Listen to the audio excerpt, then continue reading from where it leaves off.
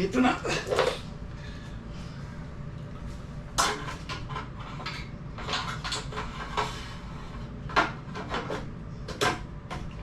Yun lang.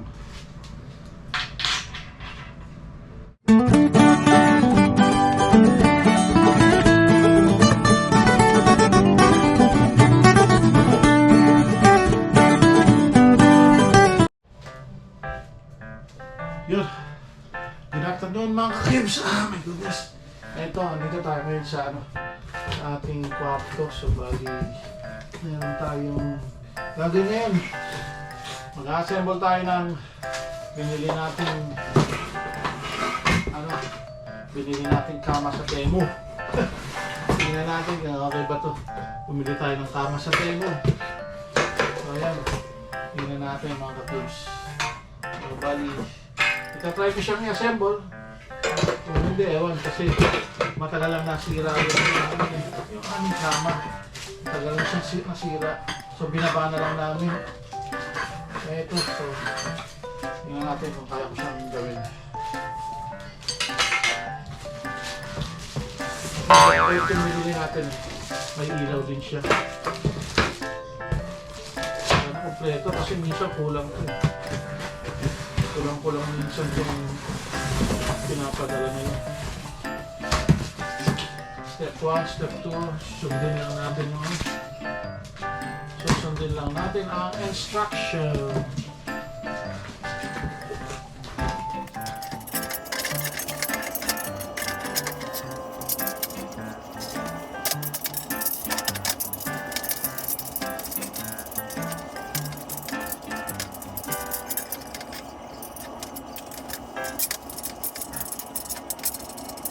One hour later.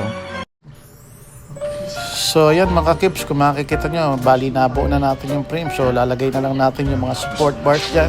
Then, okay na, tapos na. So bali inabot din ako ng almost 1 hour sa pag-assemble yan dahil wala yung power tools ko. In-order ko pa siya sa Temu, so late nang dumating. Kaya mano-mano na lang ang paghigpit na ginawa ko dyan. So i-adjust na lang natin kung lumuwag siya afterwards. So, bali tinignan ko rin pala yung presyo nito sa Amazon. Mas mahal siya sa Amazon, so pero pareho naman siya ng ng item doon sa Temu. So kaya sa Temu ako umorder, tapos yun nga pwedeng panghulugan sa Temu. Tapos yun nga at the end yung Amazon pa rin yung nag-deliver. So parang ewan ko so kung paano yung ginawa nila doon, baka nag-drop shipping lang sila. Nag-advertise din sila sa Temu, tsaka pero sa Amazon din naka-base.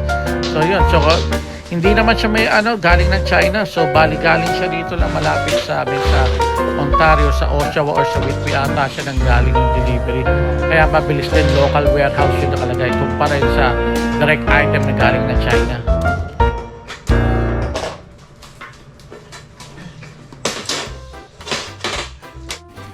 So ayan, so ilagay na natin yung mga support beam. So ewan ko lang kung tatagal ba to. So usually kasi pag yung mga ibang support beam na di ba, kadalasan lumulundo yan. So bali, ang plano kong gawin ngayon dyan is pagkatapos natin mailagay yung support beam na yan, siguro lalagyan din natin siya ng board para double support siya. So kasi alam ko na yung mangyayari dyan magkakaroon na, baka mag-bend yan sa sobrang tagal kadagalan.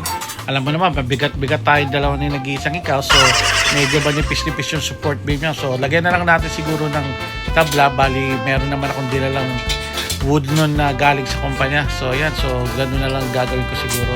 So ayan, so malapit na nating matapos yan. So masusubukan din natin yan afterwards.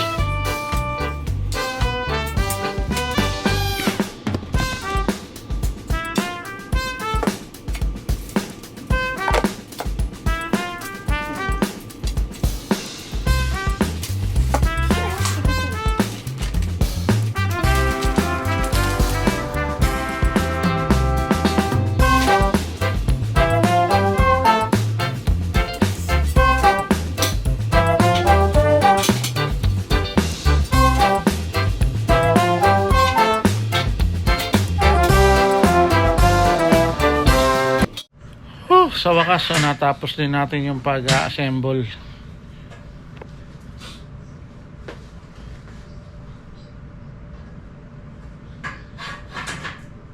Yun. Ay. Yun. Whew. Basta mga cubes. Yan ang ating finished product. So ayan. So meron tayong space sa ilalim dyan. So lalagay na natin yung ating kutsyon o lalagyan ba natin ng board? Hindi ko rin alam. Mukhang queen naman pala.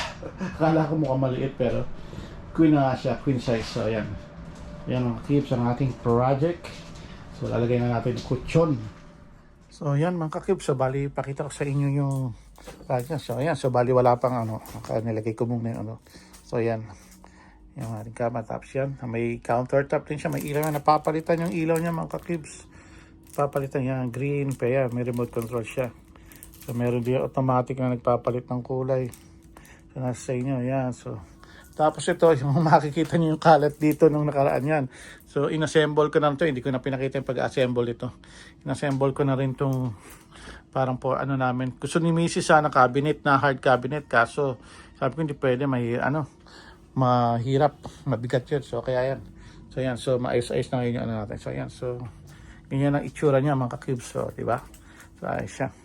Yan, tapos siya magpupunda na si Mrs. So sa ngayon, tinapos ko lang muna yung pag-assemble niyan. So ayan, sa ayan yung aming dehumidifier para iwas molds. So yan, so ayusin pa natin yan mga cubes. So yan muna mga cubes sa ngayon. So tignan natin kung okay ba. So, pero okay naman siya. Mukhang okay naman siya mga cubes. So titignan natin pag tagal-tagal kung okay ba bumili sa Temu ng kama ay ng bed frame. Yon mga ka-cubes, so welcome back. So bali gabi na. So matutulog na tayo, may pasok tayo. So papakita ko lang sa inyo itong aming bagong bed frame na nabili sa Temu ba. Nakikita nyo mamaya. Nakikita nyo naman yung paano natin i-assemble to. So yan, may ilaw siya dyan.